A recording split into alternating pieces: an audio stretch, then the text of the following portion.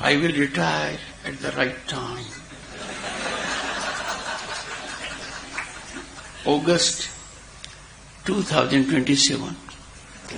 We have amongst us some vice chancellors. I shared the tag vice with them. I don't want to forget them. We must form a union to get a substitute name. Sri Sarbanand Sonowal ji lacks one thing terribly. He doesn't know how to court enemies because he has none. And ladies and gentlemen, my docket is full of them. I need guidance from a faculty that can help me tide over this very daunting, menacing problem. I can only assure you my fullest commitment to be a good student. Professor Shanti Shri Dhuli Pudi Pandit ji, Vice Chancellor JNU, Professor M.S. Chetra, Director ICSA, Akhil Bharatiya टोली सदस्य प्रार्थना प्रवाह, माननीय Nand Kumar ji, please you may retire. I will retire at the right time.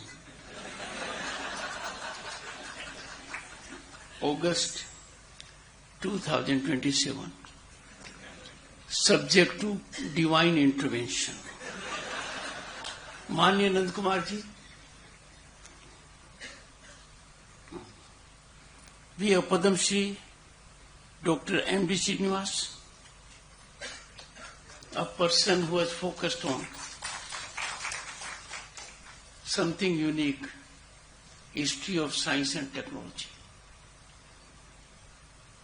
We have amongst us some vice chancellors. I shared the tag vice with them. I don't want to forget them. We must form a union to get a substitute name. Because unlike me, most do not suffer vices. But trust me, my vices have nothing to do with my marriage or my profession. So Vice Chancellor Nirja Gupta ji, Professor Yugani Goyal ji, then we have amongst us Professor Ram Subramaniam ji, IIT Bombay. And of course Manoj Shinde ji, patron ICSA. आज बहुत शुभ दिन है, दो कारण से। आज का आयोजन गुरु पूर्णिमा पर है। सभी को हार्दिक शुभकामनाएं। It is a facet of Indian knowledge system.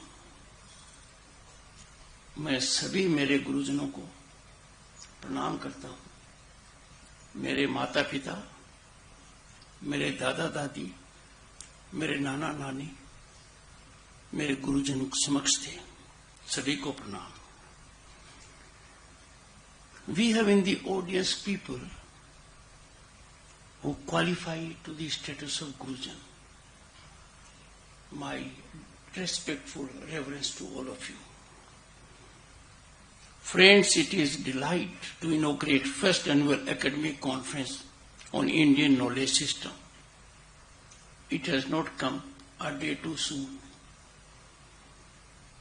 My warmest compliments to the JNU and ICSA for pioneering this initiative, much needed initiative and contemporaneously highly relevant. At the heart of this conference lies a profound truth, undiluted, unqualified. India is not just a political construct. It is much beyond. It wasn't formed in the mid-20th century. It's a civilizational continent, a flowing river of consciousness, inquiry, and learning that has endured, as was reflected by Sri Sonowalji, across millennia. I have a small caveat. Mine is not a keynote address. Sonowalji imparted a keynote address. Friends, countries live in centuries. India thrives and lives in yugas. Yug. Bharat breathes through recitation of Vedas and Upanishads. It speaks through the intricate sutras of Panini. It calculates with the precision of Aryabhat, and it governs with the prudence, patience, sagacity of Kautilya. India is unique in the world, on the planet. India's story is an unbroken narrative of human aspiration towards knowledge, harmony, transcendence. Long before universities of Europe came into being, these universities began to stir. India had already established, much before, thriving centers of learning. Our ancient land was home to luminous centers of intellectual life. Takshila, Nalanda, Vikramshila, Vallabhi, Odantpuri. These were the towering citadels of knowledge. Their libraries were vast oceans of wisdom, housing tens and thousands of manuscripts. These were global universities, where seekers came from lands near and far, from Korea and China, Tibet and Persia. These were spaces where the intellect of the world embraced the spirit of Bharat. That inclusivity which some try to teach us, they should be learning from us. India did not just teach. India welcomed, debated, exchanged, and inspired. Let me read out a quote from Max Muller's lecture to incoming British ICS officers, because it bears relevance. I quote, "If I were asked under what sky the human mind has most fully developed, some of its choicest gifts, has most deeply pondered on the greatest problems of life, and has found solutions of some of them which well deserve the attention even of those who have studied Plato and Kant, I should point to India." Unquote. Friends, it was nothing but articulation of eternal truth. But then, friends, came an interregnum, a very gory interregnum. Barbarism prevailed over civilization. An unlettered Turco-Afghan military general, Bakhtiar Khalji, ravaged the centers of learning and repositories of learning, wiping off a store of knowledge that was accumulated over centuries painstakingly. Islamic invasion of India caused the first interlude in the glorious journey of Bharatiya Vidya Parampara. Instead of embrace and assimilation, there was contempt and destruction.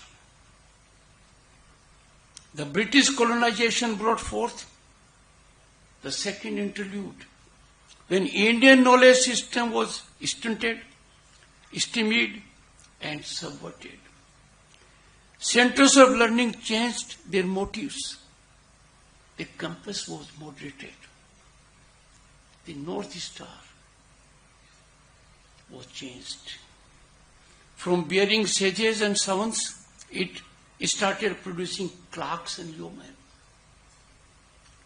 The needs of the East India Company to have brown babus replaced the need of the nation to have thinkers.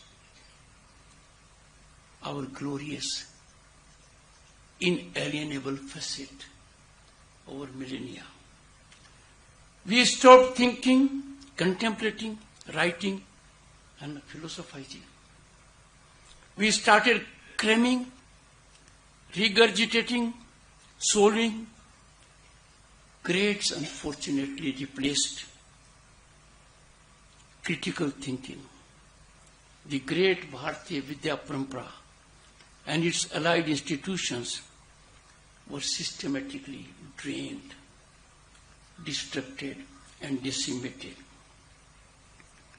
Resultantly, we became consumers of a knowledge system whose authors neither belonged to Bharat nor understood its spirit, nor at their heart was our concern. A new layer of civilizational narrative seeped in colonial prejudices, and this was imposed upon us recklessly, ruthlessly, and unfortunately it permeated. Their purpose was not discovery, it was domination. Their scholarship was not born of reverence, but of condescension. Through their distorted lens, India's profound philosophies were reduced to superstition. What a travesty! What unbearable pain! Western constructs were paraded as universal truths. To put it more bluntly, untruth was camouflaged as truth. While indigenous insights were dismissed as relics of primitive past, this was not an error of interpretation. It was an architecture of erasure, destruction, decimation. And what is more tragic, this selective remembrance continued even after independence. What should have been our fundamental priority was not even on the radar. How can you be not cognizant of your core values? Instead of healing, we inherited the very vices we fought to overthrow. We adopted their practices. Marxist perversion replaced colonial distortion. And friends, even today, the shadows of those colonial misreadings continue to shape textbooks, curricula, and minds. They continue to demand respect. There are narratives in their favor. A matter of deep reflection and of worrisome concern. But friends, today's gathering is far more than sentimental gaze backward or a nostalgic remembrance of our golden age. It is game-changing. The step taken here during 3 days will go a long way. This conference, I believe strongly, stands as a serious academic endeavor to correct a historical wrong, aberrations that are painful for us, aberrations that urge us to question, investigate, critique, and rediscover. Now is the time to cast off the chains of borrowed narratives, inherited distortions. It is time to reclaim our intellectual sovereignty. This will be done, friends, through hard and patient scholarship. We would require an army of translators, researchers, PhDs, postdoctors, professors, analysts, linguists, modelers, and the like.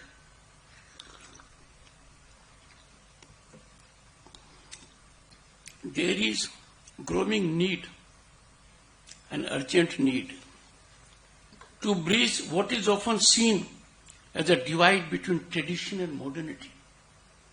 It doesn't exist.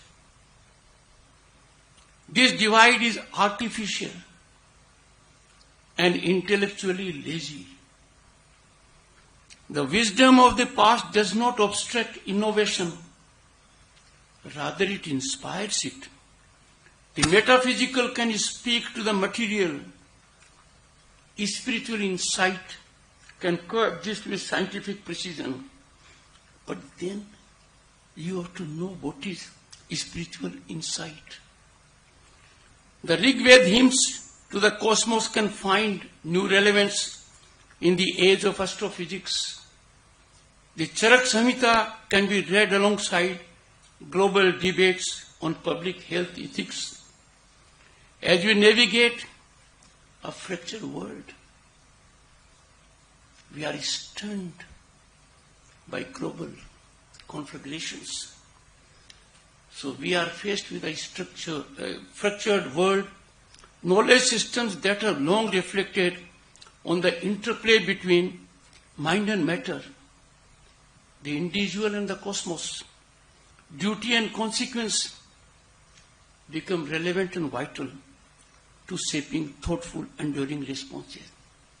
This can emanate only from this land for the benefit of the global community. India must not merely import global narratives. We do it thinking they are full of worth. It must contribute to shaping them. And that can only happen when we build an ecosystem that values and rigorously studies our own traditions. And for this, friends, we need universities like JNU to take the lead. Ma'am, congratulations.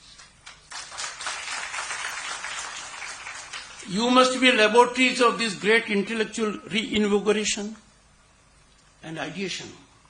You must create spaces where historians work alongside coders, Sanskritists alongside biologists, ethicists alongside engineers.